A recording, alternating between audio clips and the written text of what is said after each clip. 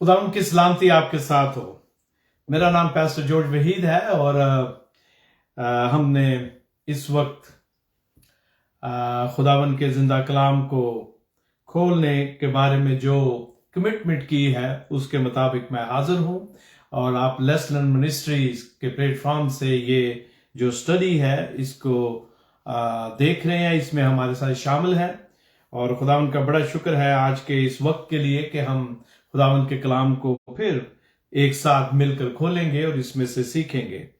मैं आपसे दरख्वास्त करता हूं कि अगर आपके पास खुदावंद का जिंदा कलाम है तो आप उसे निकाल लें और मेरे साथ पालूस रसूल का खत जो रूमियों की कलीसिया को लिखा गया उसके 10वें बाब को आप निकाल लें और हम इससे मिलकर इसमें से आज सीखेंगे। और इससे पहले कि हम खुदावंद के कलाम की तरफ बढ़े, मैं चाहता हूं कि आए हम अपने सरों को झुकाएं और खुदावंद से हदायत और रहनुमाई जो है वो मांगे ताकि वो हमारी मदद करे, उसका पाक रूह हमारी रहनुमाई करे ताकि हम उसके जिंदा कलाम को जिस तरह वो चाहता है बिल्कुल उसी तरह ही खोलें, पढ़ें, सीखें, समझें और इस पर अमल करें। आए अपने सरों को झुकाते हैं। खुदावंद तेरा शुक्र करते हैं आज के इस वक्त के लिए, तेरे जिंदा कलाम के लिए जो खुदावंद तू आज हमें दिया चाहता है। अब आप इस वक्त मैं तेरे आगे मिन्नत और दरख्वास्त करता हूं कि जितने भी तेरे लोग खुदावंद आज इस इबादत में हमारे साथ होते हैं, इस स्टडी में हमारे साथ हों, तो उनको बड़ी बरकत दे। आए खुदावंद तेरे आगे दरख्वास्त है कि तू हमारे ज़हनों को खोल, हमारी सोच, हमारे ख्याल को खुदावंद अपने ताबे रख, ताकि खुदावंद हम तेरी मर्जी से तेरे पाक रूह के बड़े खुदावंदा बड़े हाथ से, बड़े फेवर से खुदावंद इस कलाम को खोलें, तेरी मर्जी से इसे पढ़ें, सीखें और खुदावंद तेरे पाक रूह की मदद से ही अपनी जिंदगियों में खुदावंद इस कलाम पर अमल करें। आए बाप, इस वक्त दुनिया के मुख्तलिफ ममालिक में जितने भी तेरे लोग खुदावंद इस वक्त हमारे साथ हैं, तो उनको बड़ी बरकत दे ताकि खुदावंद हम सब मिलकर तेरे पास आकर तेरे कदमों में बैठ कर तेरे कलाम को सीखें। आए खुदावंद मैं तेरे आगे मिन्नत करता हूं कि मैं नहीं तू बोल। आए बाप, तू मुझे अल्फाज का चुनाव और जुमलों की तरतीब बख्श। आए खुदावंद तेरे आगे मिन्नत करते हैं, दरख्वास्त करते हैं कि तू खुदावंद आज इस कलाम के वसीला से बहुत सारी जिंदगियों पर तेरा खुदावंद असर हो और तू काम करे, ताकि वो जो किसी वजह से अभी तक खुदावंद तुझसे दूर हैं, तुझसे नावाकिब हैं या खुदावंद किसी भी तरह वो अपनी रूहानी वाक में पीछे रह गए हैं, दोबारा खुदावंद तेरे साथ अपने रिलेशन को खुदावंद रिन्यू करें और बाप तेरे साथ इस दुनिया में जितनी देर भी हैं तेरी जो बातें हैं उनको सुनते हुए तेरे साथ इस रिलेशनशिप में मजबूती के साथ अपने से ईमान के सफर को जारी रखें। तेरे नाम में हम मांगते हैं, आमीन। खुदावंद का बड़ा शुक्र है एक दफा फिर उसके बड़े फजल, रहम और करम के लिए। और मैं आपसे दरख्वास्त करता हूं, जैसा कि मैंने अभी थोड़ी देर पहले कहा, कि कलाम मुकद्दस को आप निकालें और हम रूमियों की कलीसिया को जो खत लिखा गया उसके 10वें बाब की चंद आयात की तलावत जो है वो मैं आपके लिए करूंगा। लेकिन हम इस पूरे चैप्टर पर आज गौर करेंगे, देखेंगे कि रसूल आज मेरे लिए और आपके लिए खुदावंद के जिंदा कलाम में से क्या सबक जो है सिखाता है। मैं 10वें बाब की 5 आयत जो है वो पढ़ता हूं आपके लिए। खुदावंद के कलाम में यूं लिखा है, ऐ भाइयों, मेरे दिल की आरज़ू और उनके लिए खुदा से मेरी दुआ ये है कि वो निजात पाए, क्योंकि मैं उनका गवाह हूं कि वो खुदा के बारे में गैरत तो रखते हैं मगर समझ के साथ नहीं, इसलिए कि वो खुदा की रास्तबाजी से नावाकिफ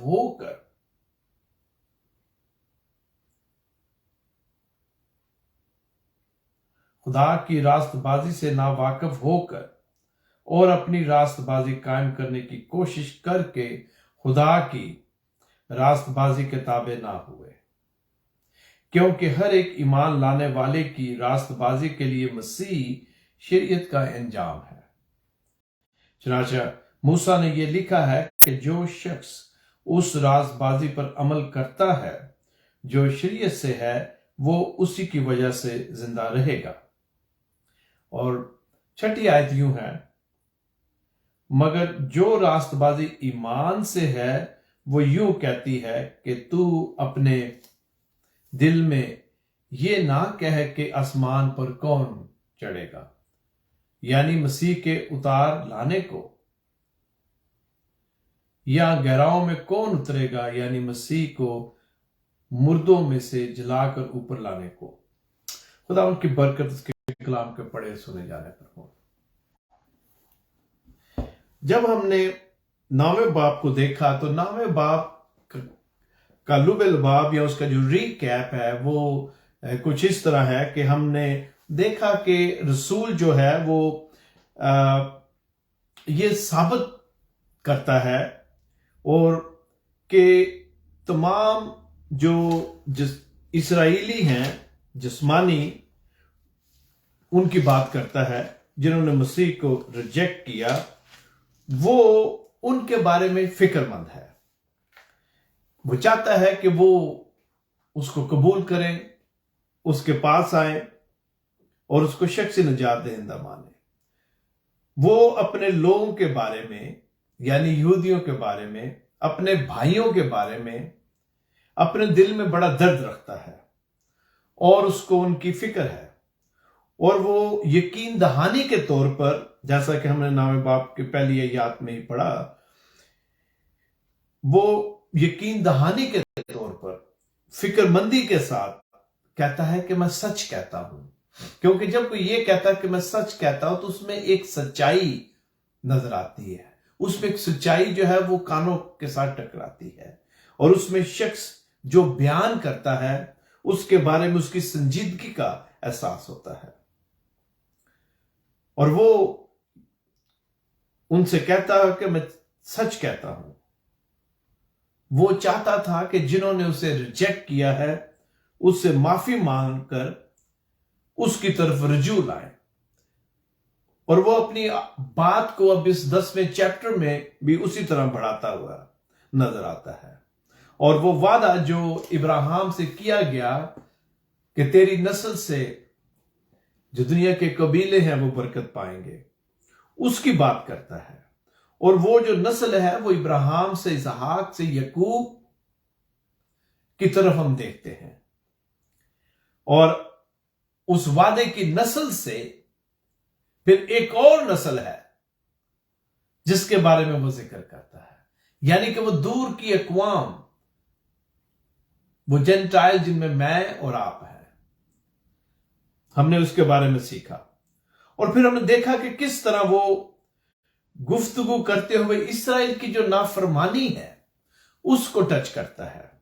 اس کے بارے میں بات کرتا ہے، اور پھر اسی کو آگے بڑھاتے ہوئے یسوع جو کونے کے سرے کا پتھر ہے، اس سے یہودیوں نے ٹھوکر کھائی، اس پر بات کرتا ہے، اور پورا جو یہ چیپٹر ہے اس میں اس کا اپنی قوم کے لیے جو درد ہے، اس کا دل جو بھاری ہے، اس کو جو یہ تشویش ہے کہ وہ کہیں ہمیشہ کے لیے کٹ نہ جائے، وہ بیان کرتا ہوا نظر آتا ہے۔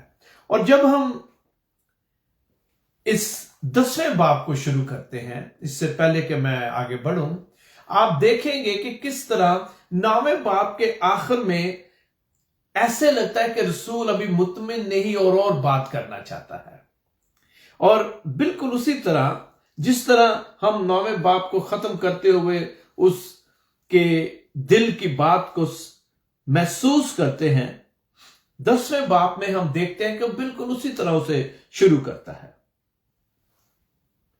اور 10ویں باب کی طرف بڑھتے ہوئے جب ہم پہلی آیت کی طرف دھیان دیتے ہیں تو یہاں یوں لکھا ہوا ہے کہ اے بھائیو، غور سے سنیں، اے بھائیو، میرے دل کی آرزو اور ان کے لیے خدا سے میری دعا یہ ہے کہ وہ نجات پائے۔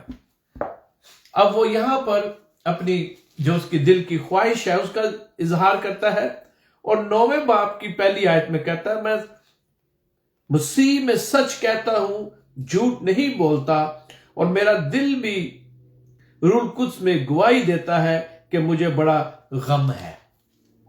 میں نے تفصیل کے ساتھ بات کی تھی کہ اس کو ان کی روح کا غم تھا، وہ چاہتا تھا کہ وہ روح میں بچ جائے۔ اور اب 10ویں باب میں وہ کہتا ہے کہ یہ میرے دل کی آرزو ہے، یہ میری خواہش ہے، اٹس مائی ڈیزائر۔ اور صرف وہ پھر خواہش یا ڈیزائر کی بات ہی نہیں کرتا، ان کو بھائی کہتا ہے۔ غور سے سنیں، اے بھائیو، جب آپ کسی کو بھائی کہتے ہیں تو آپ وہ جو رشتہ دوست یا ویسے جاننا ہوتا ہے اس سے بڑھ جاتا ہے۔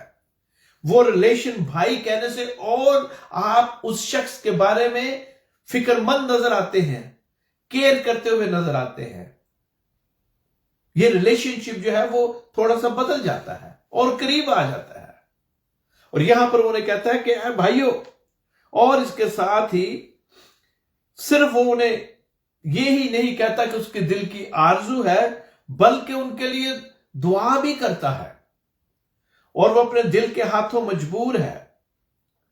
وہ اس بات سے خوش نہیں کہ انہوں نے ٹھوکر کھلانے والے پتھر سے ٹھوکر کھائی، ٹھوکر کھانے والے پتھر سے ٹھوکر کھائی، جیسا کہ 9ویں باب کی آخری آیات میں ہے، بلکہ وہ اپنے ہم وطنوں کے لیے، اپنی نیشن کے لیے، اپنے یہودی بھائیوں کے لیے محبت بھری تشویش کا اظہار کرتا ہے۔ میرے عزیزو، اپنے دل میں اس نے خواہش کی کہ وہ نجات حاصل کرے، یعنی کہ خدا کے ساتھ ان کی صلح ہو، اور اس بات کا اظہار وہ دعا میں کرتا ہے۔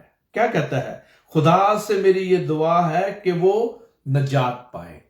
اب وہ نجات پانے کے لیے کسی اور طریقے سے چل رہے تھے، لیکن رسول کو پتا ہے کہ نجات کا اصل راستہ کیا ہے، کس طرح نجات وہ پا سکتے ہیں، کیونکہ وہ اپنے تجربے کی بنا پر یہ بات کرتا ہے، کیونکہ وہ یہودی ہے، مطلب وہ یہودی قوم سے ہے، گو اب وہ مسیح کو قبول کر کے مسیحیت میں آ گیا ہے، اور ایک یہودی ہونے کے ناطے وہ یہ گواہی دیتا ہے کہ مجھے پتا ہے کہ ان کو بہت جوش ہے، زیل ہے اپنے مذہب کی۔ یہودی ہونے کے ناطے ان میں بڑا جوش ہے، کیونکہ وہ بھی جوشیلا ہے، اور صرف جوش کی بات ہی نہیں بلکہ فکر مندی کے ساتھ کہتا ہے کہ مجھے پتا ہے کہ انہیں جوش ہے، مگر وہ جو جوش ہے وہ کم علمی کی وجہ سے ہے۔ ہم اکثر کہتے ہیں جوش کے ساتھ نہیں، ہوش کے ساتھ۔ یہاں یہی بات صادر ہوتی ہے اس گروہ پر جنہوں نے اسے رد کیا کہ وہ جوش میں تو ہیں لیکن ہوش میں نہیں۔ جب ہم کہتے ہیں کسی شخص کو کہ وہ ہوش میں نہیں، تو مطلب یہ ہے کہ اس کی سوچنے سمجھنے کی جو صلاحیت ہے وہ اس طرح نہیں جس طرح ایک سمجھدار شخص کی ہوتی ہے۔ تو وہ جوشیلے ہیں لیکن علم جو ہے وہ کم ہے۔ اپنی کم علمی کی وجہ سے یہ جو جوشیلا جس کو ہم ساؤل کہتے ہیں، اب اپنا جو تجربہ ہے، اپنا جو ایکسپیرینس ہے اس کے بارے میں سوچتا ہے، اور اپنے بھائیوں کے بارے میں سوچتا ہے، اور اس کو پتا ہے کہ میں وہاں تھا، I was there in their shoes۔ اس کو پتا ہے کہ میں وہی تھا جو اب یہ ہے۔ میں بھی مذہب کے بارے میں جوشیلا تھا، اور علم کی کمی کی وجہ سے وہ جب مسیحوں کو ستاتا تھا، پرسیکیوٹ کرتا تھا، تو وہ یہ سمجھتا تھا کہ وہ اپنے مذہب کی خدمت کر رہا ہے، لیکن علم کی کمی کی وجہ سے۔ میرے عزیزو، یہی حال اب ان کا تھا، اور پالوس ان کے بارے میں فکر مند ہے، کیونکہ اسے پتا ہے، اس لیے کہ وہ وہاں اس جگہ پر تھا کبھی جب وہ ساؤل تھا، اور علم کی کمی کی وجہ سے وہ ان کے بارے میں بھی اسی طرح فکر مند ہے، کیونکہ وہ جوش کے مطابق کام کر رہے ہیں، ہوش سے نہیں، اور شریعت کی پابندی کے ذریعے میرٹ حاصل کرنے کی کوشش پر مبنی راست بازی کی تلاش کرتے ہیں۔ وہ جانتے ہیں یا تسلیم نہیں کرتے کہ خدا کے ساتھ ایک منظور شدہ رشتہ، یعنی کہ اس کے بیٹے پر ایمان لانے اور اس کے ذریعے گناہوں کی معافی کے انتظام کے نتیجے میں ہی راست بازی ہے۔ ان میں جوش تو ہے جیسا کہ میں نے ابھی کہا، لیکن علم کے ساتھ نہیں۔ اس کو اپنی قوم کی پرواہ ہے میرے عزیزو، اس لیے وہ ان کے لیے دعا کرتا ہے اور وہ اپنی گواہی جو ہے وہ بھی دیتا ہے۔ پالوس اس سے پہلے کہ اس کا مسیح کے ساتھ ٹاکرا ہوتا دمشق کی راہ پر، وہ رسولوں کو ستاتا تھا، مسیحوں کو ستاتا تھا۔ جہاں بھی اسے پتا چلتا تھا کہ یسوع کے ماننے والے ہیں، وہ اپنے ناقص علم کی وجہ سے اس جوش میں انہیں پرسیکیوٹ کرتا تھا۔ لیکن میرے عزیزو، اب وہی ساؤل جو پالوس ہو چکا ہے، اب وہ اسی مذہب کے لیے، اسی موومنٹ کے لیے، اسی تحریک کے لیے، یسوع کے لیے اور زیادہ جوشیلا ہے، لیکن اب وہ صحیح علم کے ساتھ جوش میں ہے۔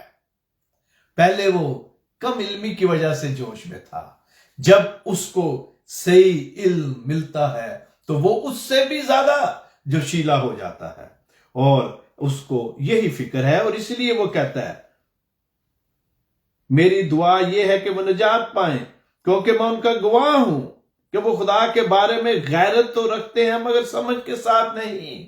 پالوس بھی خدا کے بارے میں غیرت رکھتا تھا لیکن سمجھ کے ساتھ نہیں میرے عزیزو، اور اس کو اب ان کی بھی یہی فکر ہے۔ جب رسول یہ لکھتا ہے تو وہ دراصل اپنی گواہی دے رہا ہے، اپنی ٹیسٹمنی دے رہا ہے۔ اور اگر ہم اعمال 9:1-20 میں پڑھیں تو ہمیں پتہ چلتا ہے کہ ساؤل کس طرح مسیحوں کو ستاتا تھا، اور یہی جوشیلا اب میں کہتا ہوں کہ ڈبل ٹرپل جوشیلا ہے، لیکن اب صحیح علم کے ساتھ ہے۔ آج کل بہت سارے مسیحی بھی ایسے ہیں میرے عزیزو، جو یسوع کے بارے میں غیرت رکھتے ہیں، جو بہت جوشیلے ہیں، لیکن علم کی کمی ہے۔ میں آپ کو بتاتا ہوں، بہت سارے ہمارے بھائی ہیں، بہت ساری بہنیں ہیں، بہت سارے لوگ ہیں جو کہ جوش میں ہیں، مسیح کے بارے میں جوش رکھتے ہیں، جو کہ اچھی بات ہے، لیکن بہت ضروری ہے کہ وہ کلام کی ٹرو ڈاکٹرن سے لیس ہو۔ اگر ہم اس کلام کی، اس کرسچن ڈاکٹرن کی اچھی طرح سٹڈی نہیں کرتے، اس سے ہم لیس نہیں، اکوپ نہیں، تو یہ علم کی کمی ہونے والا جوش ہوگا میرے عزیزو، اور یہ نقصان دہ ہے، کیونکہ جوش کے ساتھ ہوش کی ضرورت ہے۔ آج بہت سارے لوگ ہمارے ارد گرد ہیں جو بڑے جوشیلے ہیں اور سمجھتے ہیں کہ وہ جب مسیحوں کو پرسیکیوٹ کرتے ہیں تو وہ اپنے حساب سے صحیح کر رہے ہیں، لیکن میں آپ کو بتاؤں خدا کا کلام جو ہے وہ ہمارے سامنے پالوس کی زندگی کی مثال پیش کرتا ہے۔ آگے بڑھتے ہیں۔ جب ہم آگے دیکھتے ہیں، اسی جوش اور ہوش اور راست بازی کی بات کرتے ہوئے پالوس جو ہے وہ آیت 3 میں بے اعتقاد جو یہودی ہیں ان کی راست بازی کے بارے میں علم کی کمی کو اب تفصیل سے بیان کرتا ہے۔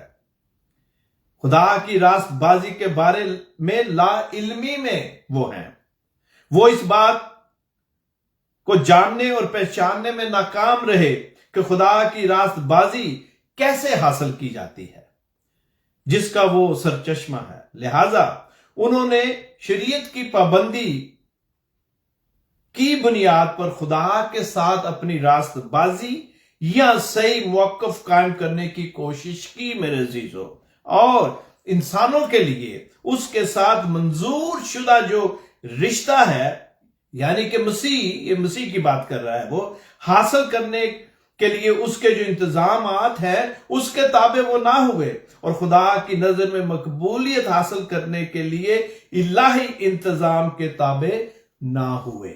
रसूल जो है उन्हें कह रहा है कि वो रास्तबाजी हासिल करने के लिए, यानी कि खुदा की नजर में मकबूल होने के लिए जिस राह पर चल रहे हैं वो उनकी नाइल्मी की वजह से है। रोमियो 3:20 के मुताबिक शरीयत के माल से कोई भी जिस्म रास्तबाज नहीं ठहराया जाएगा। इसराइल के पास इल्म की कमी थी। अब हम आ जाते हैं, इस पर थोड़ी सी बात करते हैं। जोश तो है, इल्म की कमी है, इसराइल के पास इल्म की कमी थी, लेकिन इसके साथ साथ रसूल एक और बात भी करता है।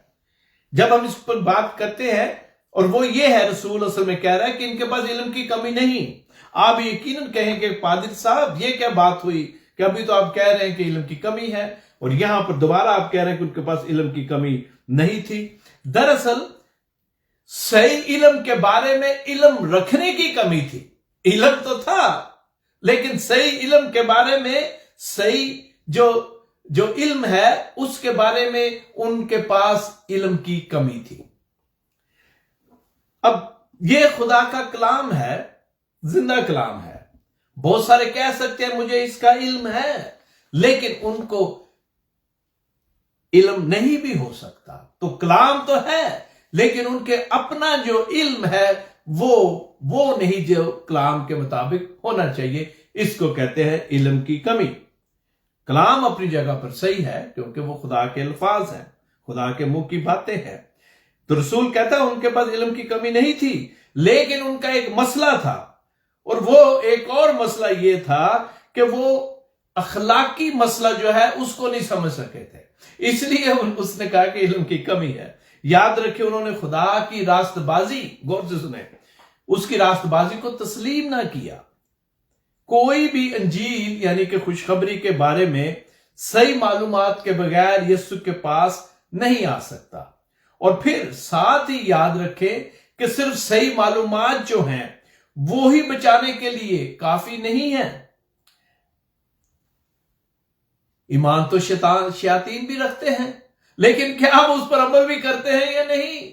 शैतान को भी सारी बाइबल आती है, मुझसे और आपसे ज्यादा आती है, लेकिन वो उस पर अमल नहीं करता। यही बात यहां पर है मेरे अजीजों, कि मालूमात होना अंजील के बारे में, खुशखबरी के पैगाम के बारे में एक बात है, लेकिन जरूरी है कि उस मालूमात को हम किस तरह इस्तेमाल में लाते हैं। और यहां रसूल यही कहता है, साथ ही सिर्फ मालूमात ही बचाने के लिए काफी नहीं है। अपनी रास्तबाजी को दूर करते हुए खुदा की रास्तबाजी के लिए उसकी बुनियाद को तस्लीम करने से पहले ही खुदा की नजर में कोई मकबूल नहीं ठहर सकता। हम जाती जिम्मेदारी को नजरअंदाज नहीं कर सकते। यह बात रसूल इसलिए कहता है कि आपको याद होगा कि उसने 9वें बाब में बात की थी कि जिनको उसने चुना हुआ है, जो इलेक्शन की डॉक्ट्रिन है उसकी बात है, उसी को वो टच करते हुए लिखता है कि इंसान की जो जिम्मेदारी है, जो जाती जिम्मेदारी है इंसान की, उसको हम नजरअंदाज नहीं कर सकते। उसने रास्तबाजी जाहिर कर दी। किसने? खुदा ने।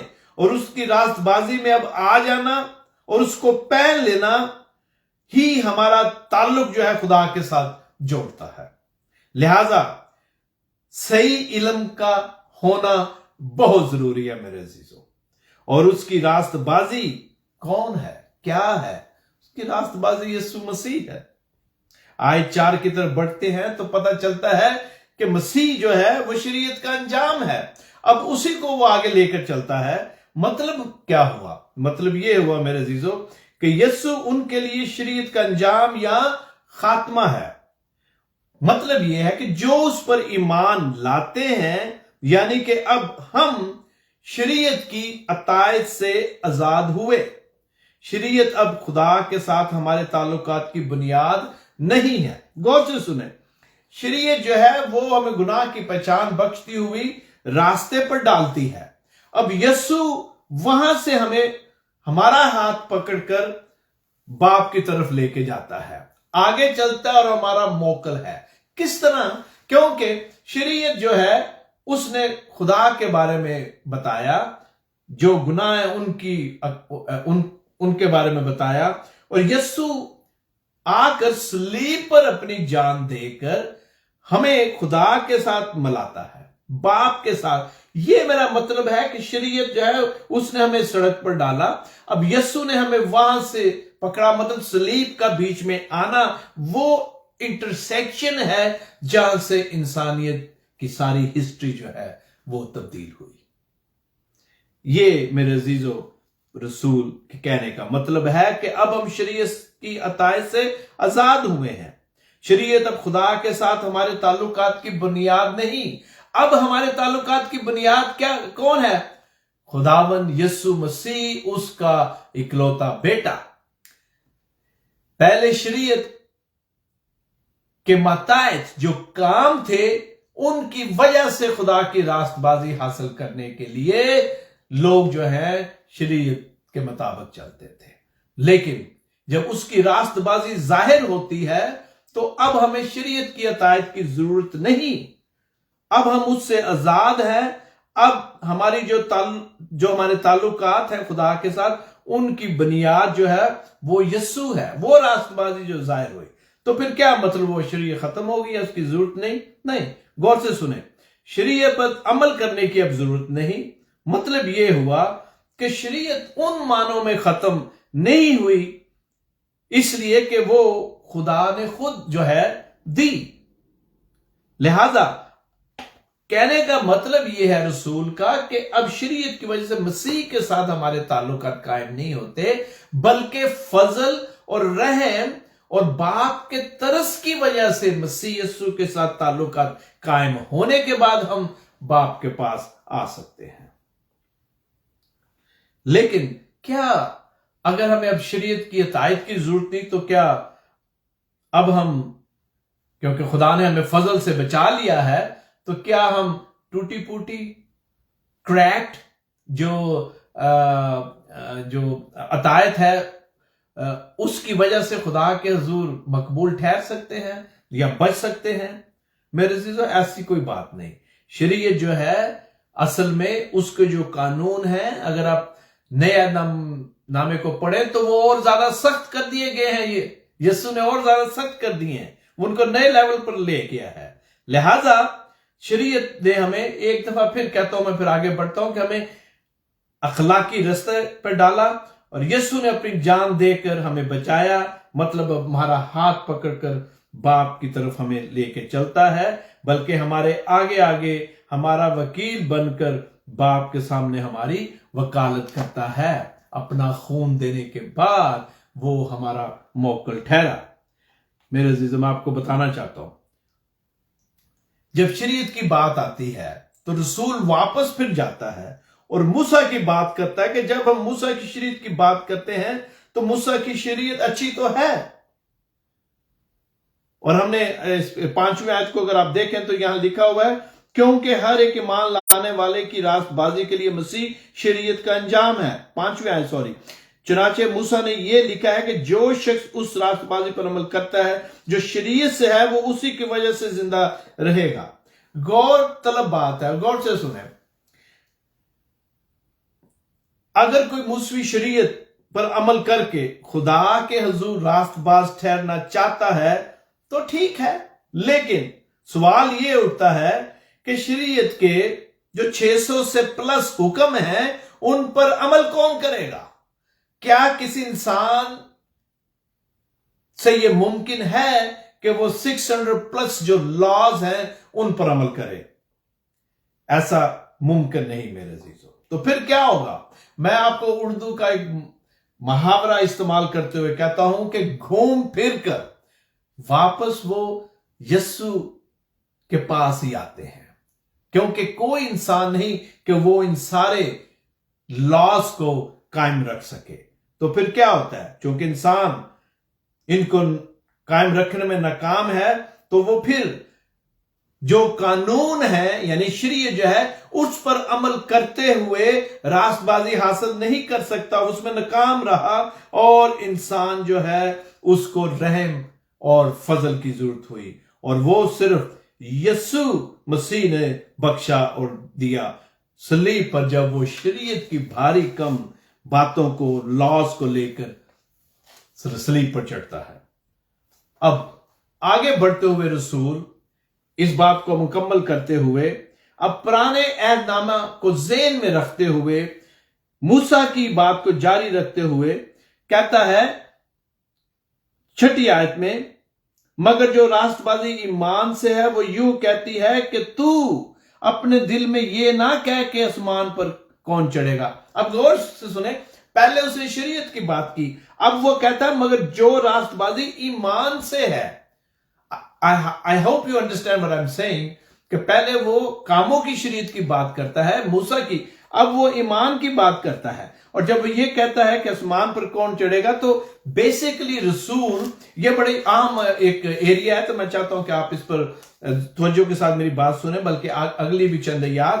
اب یہاں پر رسول جو ہے وہ پرانے عہد نامہ کو مد نظر رکھتے ہوئے لکھتا ہے، اور اسپیشلی استثنا 30 باب اور اس کی 12 سے 14 آیات جو ہیں، وہاں پر خداوند کے کلام میں میرے عزیزو یوں لکھا ہوا ہے، بلکہ میں آپ کے لیے پڑھ دیتا ہوں۔ استثنا کی کتاب اور اس کے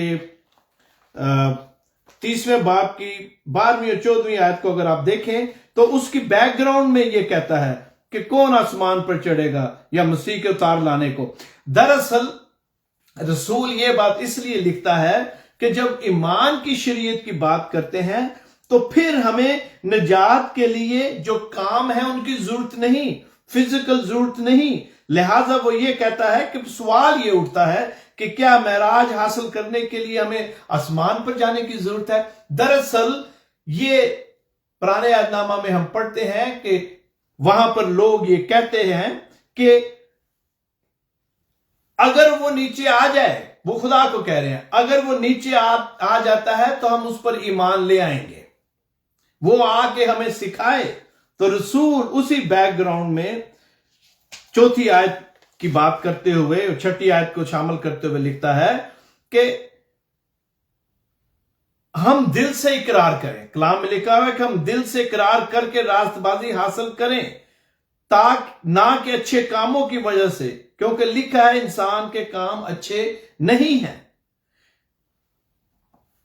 رسول جو ہے وہ پرانے عہد نامہ کو کوٹ کرتے ہوئے یہ بات جو ہے وہ لکھتا ہے کہ اب اس بات کی ضرورت نہیں، کیونکہ شریعت جو ہے وہ بار بار فزیکلٹی کی طرف بات کرتی ہے، سامنے دیکھنے کی بات کرتی ہے۔ تو وہ یہ کہتے تھے کہ ہمارے سامنے آئے، we want to see him، آ کے ہمیں بتائے۔ رسول کہتا ہے وہ تمہارے پاس ہے، تمہارے اندر ہے، تم میں ہے۔ اسی بیک گراؤنڈ میں وہ اس آیت کو لکھتا ہے میرے عزیزو، جو ابھی میں نے پڑھی آپ کے سامنے۔ اور آگے بڑھتے ہوئے لکھا ہے 8ویں آیت میں، یہ کہ کلام تیرے نزدیک ہے بلکہ تیرے منہ تیرے دل میں ہے، یہ وہی کلام ہے جس کی ہم منادی کرتے ہیں۔ آپ نے دیکھا، میں نے وہ اس کو پہلے بیان کر دیا ہے، اسی کی بات وہ کرتا ہے کہ یہ تیرے پاس ہے، ہم اسی کی منادی کرتے ہیں، صرف دیکھنے کی بات ہے۔ اور آگے چل کر میں اس پر آپ کے سامنے چند جو مثالیں ہیں وہ کلام میں سے دوں گا۔ اب ہم جب آگے بڑھتے ہیں تو ہم دیکھتے ہیں کہ رسول کہتا ہے جس کی ہم منادی کرتے ہیں، مطلب جس کا ہم اقرار کرتے ہیں۔ اقرار کرنے کا مطلب کیا؟ دراصل ہم خیال ہونا، کسی ایک بات پر متفق ہونا۔ جب ہم یسوع کا اقرار کرتے ہیں تو ہم خدا سے متفق ہوتے ہیں، اور یسوع کے بارے میں جو یسوع نے خود کہا اس سے متفق ہوتے ہیں۔ اور وہ اس لیے یہ بات لکھتا ہے میرے عزیزو، اگر آپ دیکھیں تو اس کی ایک وجہ ہے کیوں اس نے یہ بات لکھی، کیونکہ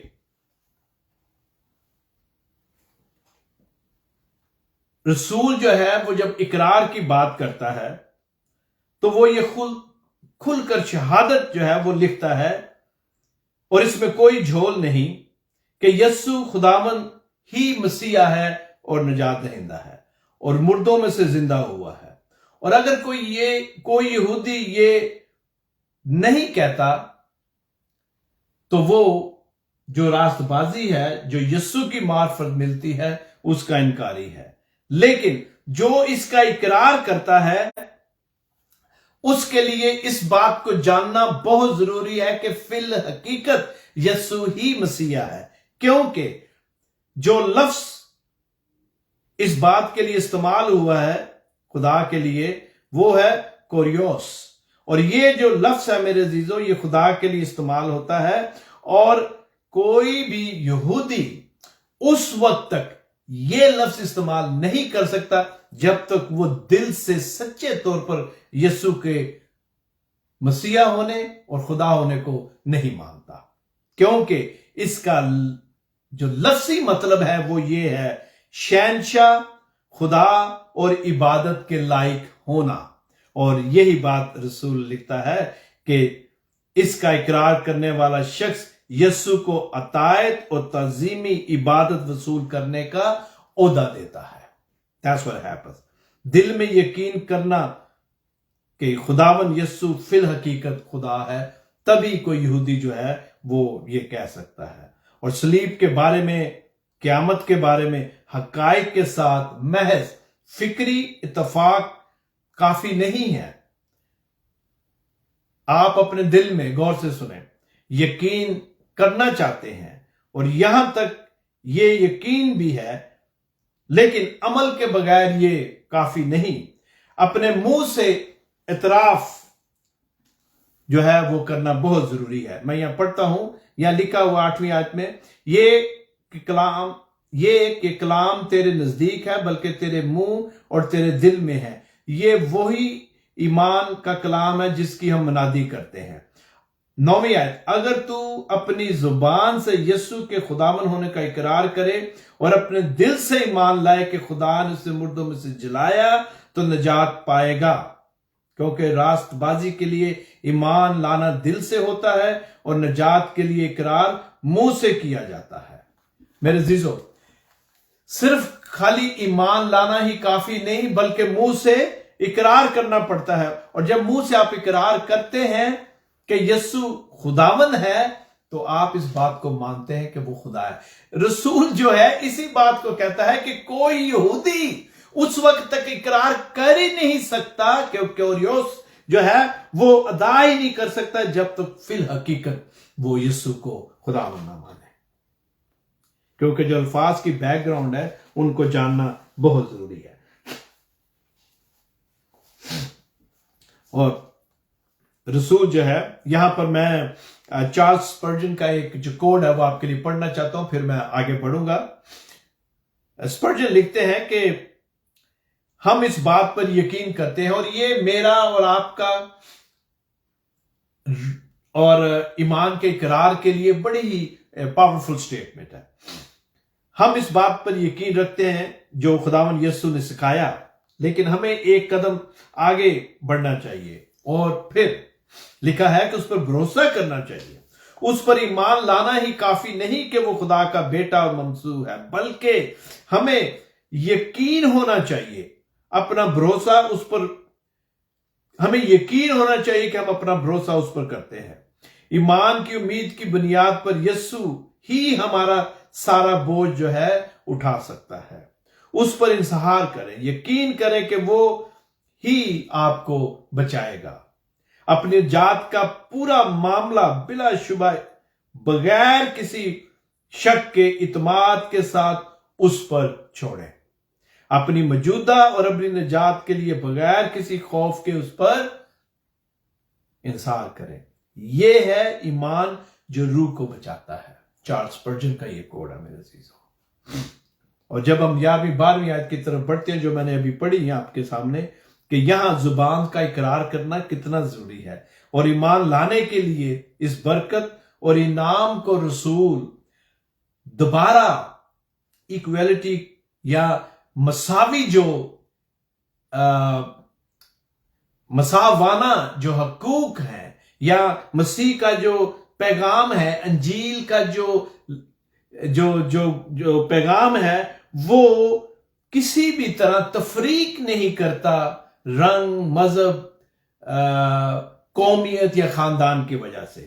اسی لیے رسول آگے چل کر لکھتا ہے کہ یہ جو برکت ہے، یہ جو خدا کا پیغام ہے، ہر مسیحی کو منہ سے اس کا اقرار کرنا پڑتا ہے، بلکہ ہر اس شخص کو جو مسیح پر ایمان لاتا ہے۔ یہودی جو تھے وہ اپنے آپ کو چنی ہوئی قوم سمجھتے تھے، بلکہ اب بھی سمجھتے ہیں، اور چونکہ آپ کو پتا ہے کہ یہ خط جو ہے یہ اس روم میں کلیسیوں کو لکھا گیا، اس کو کبھی نہ بھولیں، اور وہاں پر جو ہو رہا تھا اس کو مد نظر رکھتے ہوئے رسول جو ہے یہاں ساری گفتگو کرتا ہے، اور وہ انہیں بتاتا ہے کہ کس طرح وہ جو اپنے آپ کو چنی ہوئی قوم کہتے ہیں، اور غیر اقوام خاص کر جو رومی تھے، جو روم کے لوگ تھے، وہ بھی اپنے آپ کو دیوی دیوتیوں کی اولاد سمجھتے تھے، اور وہ یہودیوں سے نفرت کرتے تھے، دوسروں سے بھی کرتے تھے، لیکن یہودیوں سے اس لیے کرتے تھے کہ وہ ایک زندہ خدا کو مانتے تھے۔ تو وہ کہتے تھے ہمارے جو دیوی دیوتے ہیں، جو گاڈز ہیں، they are above your God، تو لہٰذا وہ ان سے نفرت کرتے تھے، یہودیوں سے۔ لیکن یہودی اپنے آپ کو خدا کی چنی ہوئی قوم سمجھتے ہوئے وہ سمجھتے تھے کہ نجات صرف انہی کے لیے ہے، اور ان دونوں گروپ کو ایڈریس کرتے ہوئے رسول جو ہے وہ کلیسیا میں جو مسئلے تھے یا جو بھی تفریق تھی، یہ بات ہو رہی ہے ان کی جو مسیحیت میں آ گئے۔ یہ والا جو حصہ ہے جو یہودی مسیحیت میں آئے، جو غیر قوام سے آئے، وہ اپنے ساتھ اپنا کلچر بھی لے کے آئے۔ آج بھی ایسے ہی جو اسلام سے مسیحیت میں آتے ہیں، ہندو مت سے، دوسرے مذاہب سے مسیحیت میں آتے ہیں، وہ مسیح کو اپنا نجات دیتا مانتے ہیں، انہوں نے مسیح کو اپنا نجات دہندہ مانا، اس پر ایمان لائے، لیکن ان کا اپنا ایک کلچر ہے، خاندان کا اپنا ایک کلچر ہے جس کو وہ ساتھ لے کر آتے ہیں میرے عزیزوں۔ اور نیا جو کلچر ہے، مسیحی کلچر، بائبل کا میرا مطلب ہے جو کلچر ہے، اس میں اس کے سانچے میں وہ ڈلتے ہیں، تو اس کلچر کو بھی ساتھ لے کے آتے ہیں۔ یہی حال وہاں پر روم کی کلیسیا میں ہو رہا تھا، اور رسول اس تفریق کو ختم کرتا ہے، اور اس تفریق کو ختم کرنے کے لیے وہ یہ لکھتا ہے کہ مسیح میں سب برابر ہیں، کوئی نسلی، قومیت، مذہبی، رنگ و نسل کی وجہ سے کسی بھی طرح سے ایک دوسرے پر فوقیت نہیں رکھتا۔ مسیح پر ایمان لانے سے سب یسوع کے خون سے دھل جاتے ہیں۔ اس کا خون میرے عزیزوں سب کو صاف کرتا ہے، سب کے گناہوں کو بخشتا ہے، یکساں بہتا ہے ہر ایک پر۔ آج ہمارے چرچ جو ہیں ان میں کیا ہوتا ہے؟ ہم سب اپنے آپ کو مسیحی کہتے ہیں، اور آج اگر آپ چرچ میں جائیں تو ہم دیکھتے ہیں ہمیں تفریق نظر آتی ہے۔ جو لوگوں کا سماجی رتبہ ہے، سماج میں جو ان کی حیثیت ہے، اس کی بنیاد پر، اس بنا پر چرچ میں لوگوں کو کیا ہے، کلاس بندی میں تقسیم کیا گیا ہے، اور جو کہ کلام کے مطابق صحیح نہیں ہے میرے عزیزو۔ آگے بڑھتے ہوئے اسی کو اس پیغام کو پریزنٹ کرنے کے لیے، سکھانے کے لیے، پھیلانے کے لیے رسول جو ہے وہ کہتا ہے کہ how beautiful are the feet of those who preach the gospel of peace. میں 15ویں آیت کو پڑھتا ہوں آپ کے لیے، چند آیات کو اکٹھا اس کو ہم دیکھیں گے، اور پھر ہم زیادہ اور 5-10 منٹ میں سے ختم کریں گے آج کہ پورے اس 10ویں باب کو۔ یہاں پر 15ویں آیت میں لکھا ہے، چنانچہ لکھا ہے کہ کیا ہی خوش نما ہے ان کے قدم جو اچھی چیزوں کی خوشخبری دیتے ہیں۔ بیوٹیفل ورس، بہت ہی خوبصورت آیت ہے، آپ نے اکثر یہ آیت سنی ہے۔ اب رسول اسی بات کو جاری رکھتے ہوئے کہتا ہے، اور بڑی اہم بات ہے جس کو پالوس رسول ٹچ کرتا ہے، خدا چاہتا تو وہ فرشتوں کے ذریعے بھی اپنے کلام کی، انجیل کے اس پیغام کی جو تبلیغ ہے وہ کروا سکتا تھا، وہ چاہتا تو اور کوئی میڈیم استعمال کر سکتا تھا، لیکن خدا خود انسانوں کو چنتا ہے اور بھیجتا ہے، اور اس خوشخبری کے پیغام کے لیے وہ انہیں بلاتا ہے، تیاری بخشتا ہے، اور ان کے لیے انتظام کرتا ہے۔ चंद बातें हम जल्दी से देखते हैं, और ये भी बड़ा अहम पैसेज है, बड़ी अहम आयत है जिसको रसूल ने पुराने अहदनामा के बैकग्राउंड में मेरे अजीजों हमारे लिए लिखा। अब वो यहां पर आपने सुना, बार बार कहता है, यहां पर भी पिछले अबवाब में भी, कि क्या उन्होंने सुना नहीं? पंजाबी में कहते हैं यार उन्होंने पता नहीं हैगा, उन्होंने सुनिया नहीं हैगा। मतलब ये बात हो चुकी है, ये बात लिखी गई है, ये बात सूरज की रोशनी की तरह अय्यां है, तो क्या उन्हें पता नहीं? रसूल कहता है क्या उन्हें पता नहीं? ये किस बैकग्राउंड में उसने ये आयत, जो 15वीं आयत है, यहाँ पाक कलाम में, वो पाक रूह कुदस की हिदायत से लिखी। खुदा ने मुख्तलिफ तरीकों से मेरे अजीजों खुशखबरी के इस पैगाम को दुनिया की पैदाइश से लेकर आज तक बनी नूं इंसान के सामने प्रेजेंट किया है, पेश किया है। और जब तक खुदावन यीशु दोबारा नहीं आ जाते, ये जो पैगाम है ये लोगों के लिए होगा। मेरे अजीजों, मैं आपको बताना चाहता हूं, मुख्तलिफ मीडियम्स जो है वो खुदा ने इस्तेमाल किए इंसान तक इस खुशखबरी के पैगाम को पहुंचाने के लिए, लेकिन सब उसको कबूल नहीं करते। और अब इसको रसूल किस तरह कनेक्ट करता है? अगर आप यसाया 53 देखें तो वहां लिखा हुआ है, पहली आयत में लिखा हुआ है, हमारे पैगाम पर कौन ईमान लाया। किस तरह रसूल इस आयत को यहां पर इस्तेमाल करता है, और आगे चलकर हम इसको देखते हैं। और अगर आपने देखना तो 16वीं आयत को देख लें मेरे साथ, कलाम मुकद्दस निकाल लें, रोमियो के खत के 10वें बाब की हम स्टडी कर रहे हैं। 16वीं आयत को देखें, लेकिन सब ने इस खुशखबरी पर कान ना धरा। चनाचे यसाया कहता है, क्या है खुदावन हमारे पैगाम का किसने यकीन किया है? बस ईमान सुनने से पैदा होता है, और सुनना मसीह के कलाम से। लेकिन मैं कहता हूं कि ये क्या उन्होंने नहीं सुना? Have they not heard? क्या उन्होंने सुना नहीं? क्या उन्हें पता नहीं? सुना, बेशक सुना। चनाचे लिखा है कि उनकी आवाज तमाम रोए जमीन पर, और उनकी बातें दुनिया की इंतहा तक पहुंची। फिर मैं कहता हूं, क्या इस्राएल वाकिफ ना था? अव्वल तो मूसा कहता है कि मैं उनसे तुमको गैरत दिलाऊंगा जो तो कौम ही नहीं, एक नादान कौम से तुमको गुस्सा दिलाऊंगा। अब यहां पर रसूल जब ये ऊपर लिखता है कि क्या ये खुशनुमा है उनके कदम, उसी को आगे जोड़ते हुए लिखता है कि क्या उनको पता नहीं? क्या उन्होंने सुना नहीं? आसमान खुदा का जलाल जाहिर करता है।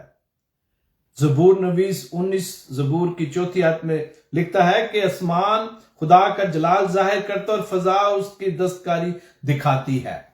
ये खुशखबरी के पैगाम को इंसानों पर अय्या करने के लिए खुदा जो कायनात है इस मीडियम को इस्तेमाल करता है।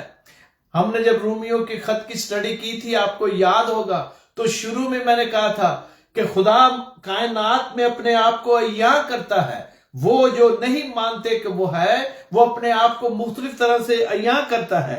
और रसूल यहां पर ज़बूर की आयत में जैसे कि लिखा है उसी बैकग्राउंड में कहता है कि आसमान खुदा का जलाल जाहिर करता है। अब जलाल जाहिर करने का मतलब वही खुशखबरी के पैगाम की बातें हैं। आज कितने हैं जो ये नहीं मानते कि इस दुनिया को और सारी चीजों को जो इसमें है, फजा, जमीन, जमीन के नीचे की चीजें, इन सब को किसने बनाया है? खुदा ने। लेकिन कितने लोग हैं, बहुत बड़ी तादाद है मेरे अजीजों, जिन्हें एथियस्ट कहते हैं, दैर्य कहते हैं, या और भी उनके लिए जो टाइटल्स हैं वो इस्तेमाल होते हैं, जो इस बात पर यकीन नहीं करते। और रोमियो में हमने सीखा शुरू में कि खुदा किस तरह कायनात में जाहिर करता है, लेकिन जानते हुए भी, पहचानते हुए भी उन्होंने उसकी खुदाई के लायक उसकी बंदगी ना की, ना उसे जाना। यहां उसी सेटिंग में मेरे अजीजों रसूल लिखता है। और उस वक्त जब उसने ये खत लिखा, रोम में और दुनिया के और मुख्तलिफ हिस्सों में खुदा का कलाम जो है वो उन 12 रसूलों के जरिए और बाद में दूसरे जो उसमें शामिल हुए बड़ी तेजी से फैल रहा था। بڑی تیزی کے ساتھ خدا کا کلام جو ہے وہ پھیل رہا تھا. اور رسول جو ہے روم کے بعد اس کا پلان تھا کہ وہ اسپین جائے, کہ ابھی تک وہاں شاید نہیں تھا کوئی, کچھ یہودی وہاں پر تھے تو وہ چاہتا تھا کہ وہاں بھی پہنچے, لیکن خدا کا پلان تھا کہ وہ گھر لوٹ آئے, لہذا وہ روم میں ہی شہادت پھر حاصل کرتا ہے. Anyway, that's another topic.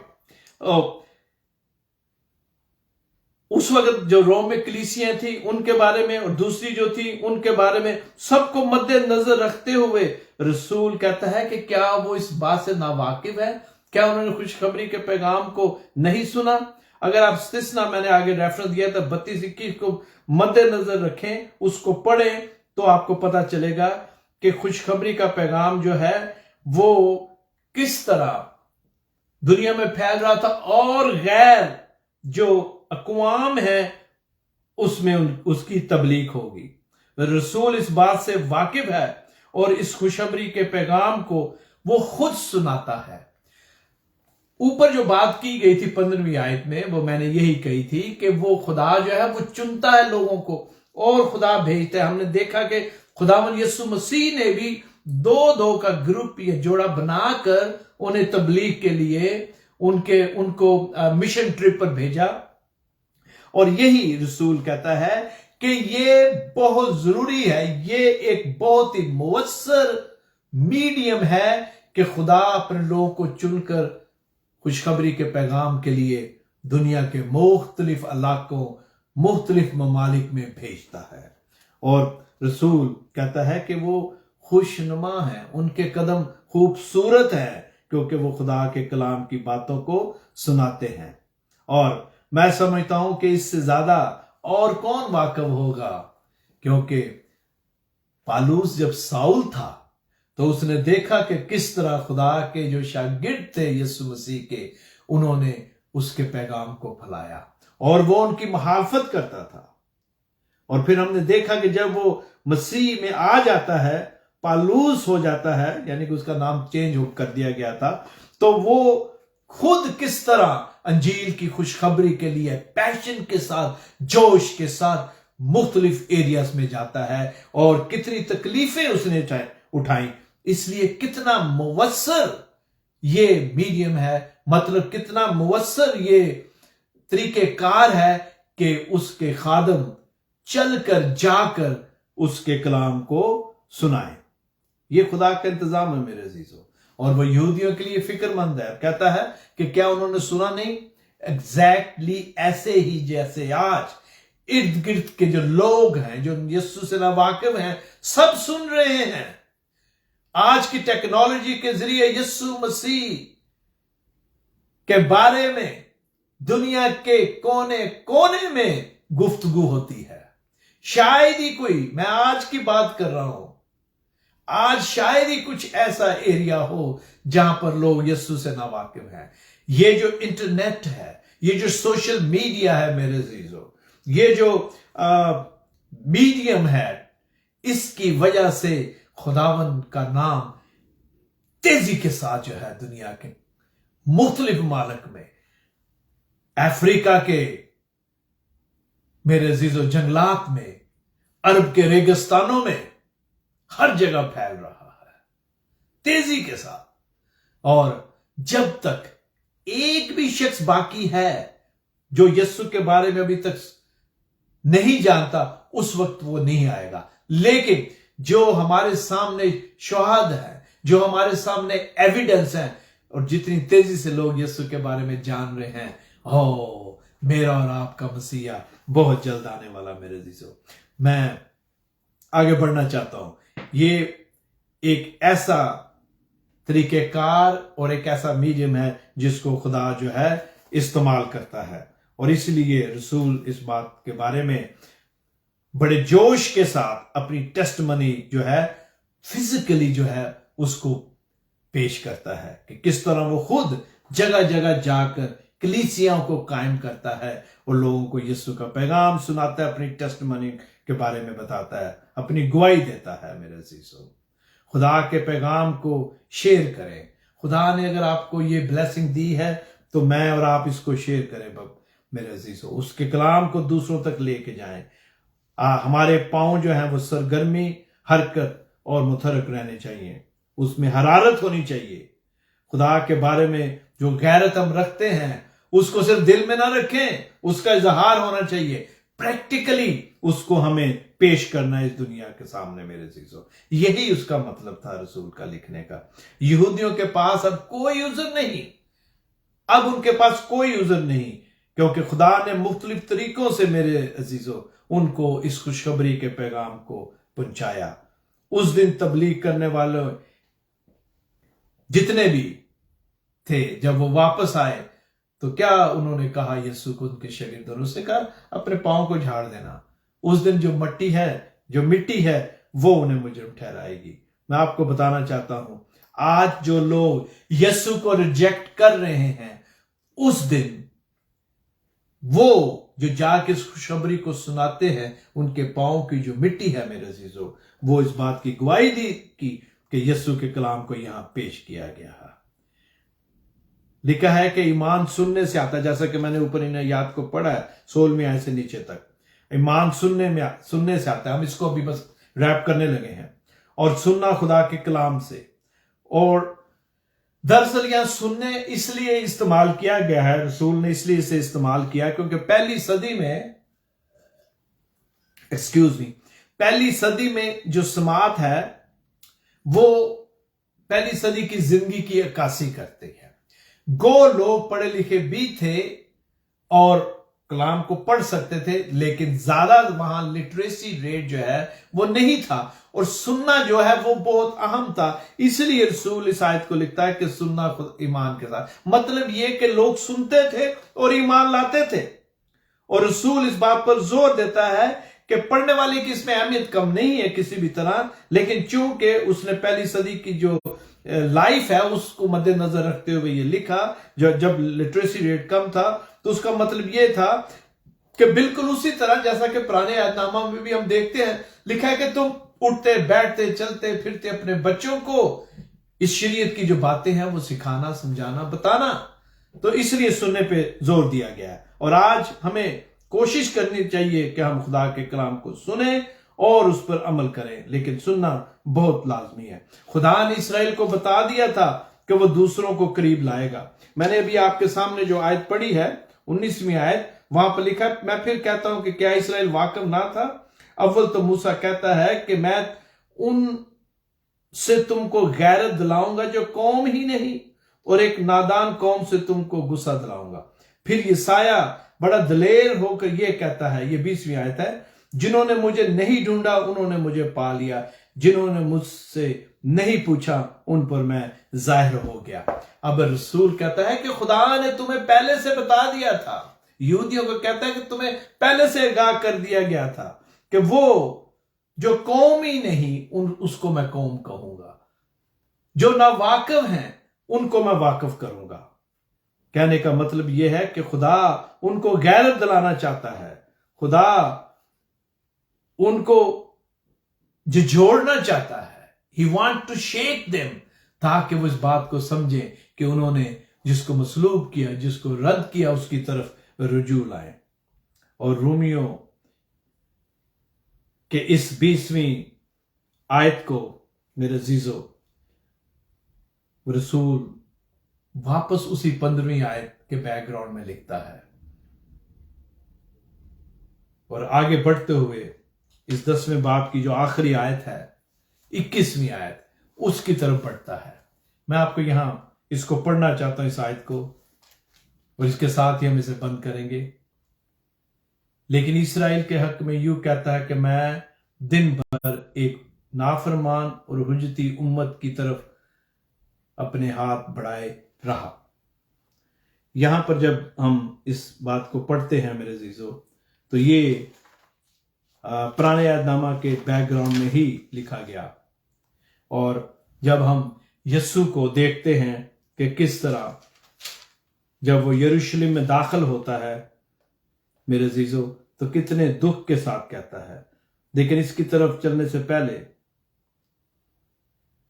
65ویں آیت جو ہے یسایہ کی، اس کو میں پڑھنا چاہتا ہوں، پھر ہم متی کو کوٹ کر کے اس کو ختم کریں گے۔ یسایہ 65 پہلی آیت 65 چیپٹر 65 ورس 1، جو میرے طالب نہ تھے میں ان کی طرف متوجہ ہوا، جنہوں نے مجھے ڈھونڈا نہ تھا مجھے پا لیا۔ میں نے ایک قوم سے جو میرے نام سے نہیں کہلاتی تھی فرمایا دیکھ میں حاضر ہوں۔ میں نے سرکش قوم لوگوں کی طرف جو اپنی فکروں کی پیروی میں بری راہ پر چلتے ہیں ہمیشہ ہاتھ پھیلائے۔ اور جب ہم متی رسول کی معرفت لکھی گئی انجیل میں میرے عزیزو آتے ہیں تو ہم دیکھتے ہیں کہ اس کے 22ویں باب کی جو 28ویں آیت ہے، یہاں خدا کے کلام میں یوں لکھا ہے۔ میں چاہتا ہوں کہ میں آپ کے لیے پڑھ دوں۔ 37ویں آیت ہے، یہاں خدا کے کلام میں یوں لکھا ہوا ہے،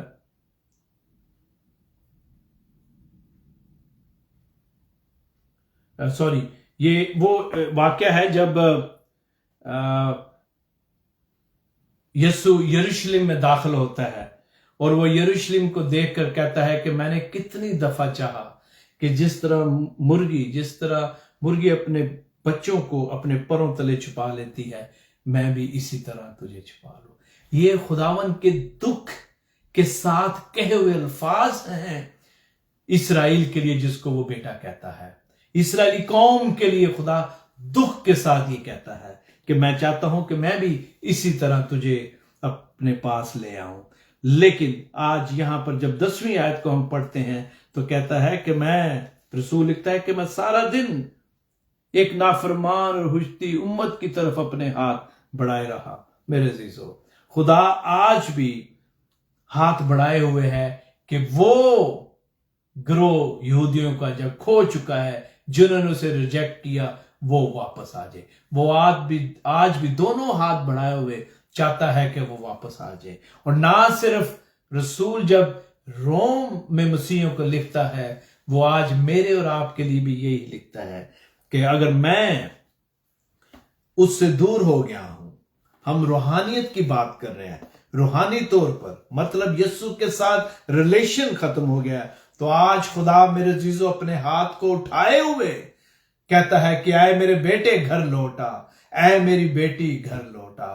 خدا ہمیں یہاں بالکل مصرف بیٹے کے باپ کی طرح پریزنٹیشن پیش کرتا ہے کہ جس طرح وہ روز اٹھ کر اپنے بیٹے کی راہ دیکھتا تھا کہ وہ کب آئے گا، اسی طرح ہمارا جو آسمانی باپ ہے میرے عزیزو، وہ اپنے ہاتھوں کو پھیلائے سارا دن، ہمیشہ میرے اور آپ کے لیے اس کے نزدیک وقت کی کوئی کمی نہیں، وہ وقت سے باہر ہے۔